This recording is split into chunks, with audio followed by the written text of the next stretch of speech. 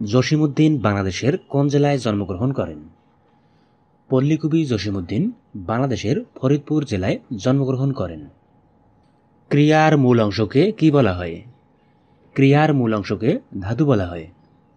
বিষাদ সিন্ধু উপন্যাস কে লিখেছেন? বিষাদ সিন্ধু এই উপন্যাসটি লিখেছেন মীর মোশাররফ হোসেন। মুক্তিযুদ্ধ ভিত্তিক উপন্যাস কোনটি? নিচের অপশনগুলোর মধ্যে মুক্তিযুদ্ধ ভিত্তিক উপন্যাস হাঙ্গর নদী গ্রেনেড। উপসর্গের সাথে প্রত্যয়ের পার্থক্য কি? উপসর্গের সাথে প্রত্যয়ের পার্থক্য: উপসর্গ থাকে সামনে, প্রত্যয় থাকে পেছনে। কবি বিহারীলালকে ভোরের পাখি কে বলেছেন? কবি বিহারীলালকে ভোরের পাখি উপাধি দিয়েছেন রবীন্দ্রনাথ ঠাকুর। অমিতাক্ষর ছন্দের প্রবর্তক কে? অমিতাক্ষর ছন্দের প্রবর্তক মাইকেল মধুসূদন দত্ত। ভাষার মূল উপকরণ কি? ভাষার মূল উপকরণ বাক্য। আট কপালে অর্থ কি? আট কপালে অর্থ হতভাগ্য। বাংলা ভাষায় উপসর্গ কত প্রকার? বাংলা ভাষায় উপসর্গ 3 প্রকার। মুক্তিযুদ্ধভিত্তিক আত্মজীবনী a story of my time গ্রন্থের লেখককে? A story of my time এই গ্রন্থটি লিখেছেন মঞ্জুরুল হক। বাংলাদেশের জাতীয় পতাকার রূপকার কে? বাংলাদেশের জাতীয় পতাকার রূপকার বা ডিজাইনার কামরুল হাসান। আলালের ঘরের দুলাল কার লেখা? আলালের ঘরের দুলাল এই উপন্যাসটি পেরিচাঁদ মিত্রের। এক সাগর রক্তের বিনিময়ে বাংলার স্বাধীনতা আনলে যারা গানটির সুরকার কে? এই গানটির সুরকার আপেল মাহমুদ। মাইকেল মধুসূদন দত্ত রচিত ঐতিহাসিক নাটক কোনটি? মাইকেল মধুসূদন দত্ত রচিত ঐতিহাসিক নাটক কৃষ্ণকুমারী। বাংলা সাহিত্যের আদি নিদর্শন কোনটি?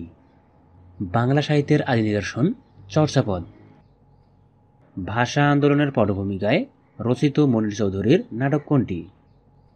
ভাষা আন্দোলনের পটভূমিকায় রচিত মনির চৌধুরীর বিখ্যাত নাটক কবর।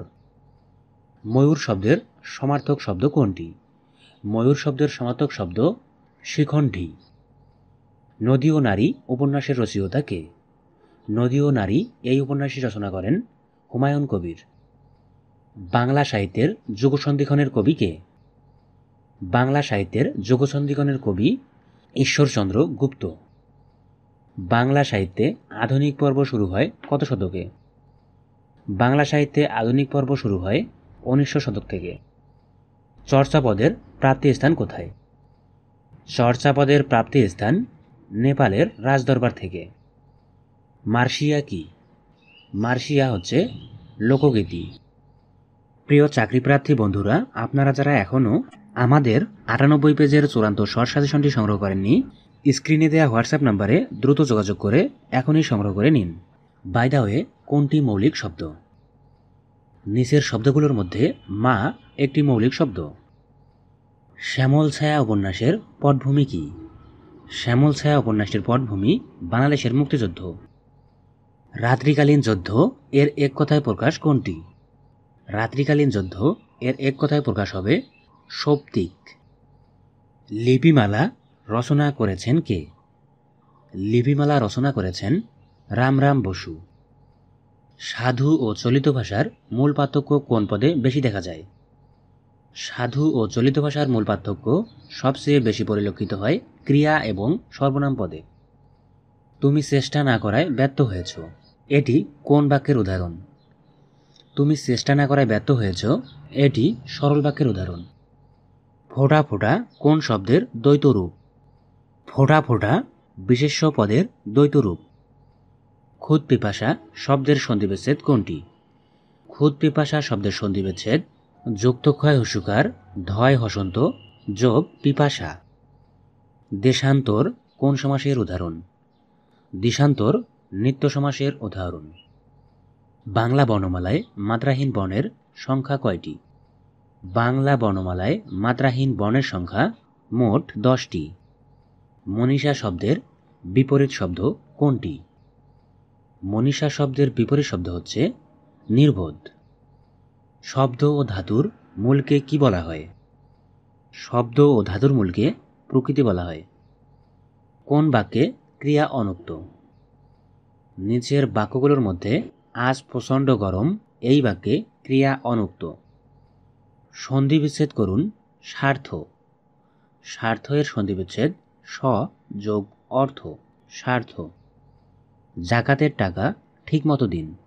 এখানে জাকাতের শব্দটি কোন কারক? এখানে জাকাতের শব্দটি সম্প্রদান কারক। সরল বাক্যকে যৌগিক বাক্যে রূপান্তর করুন।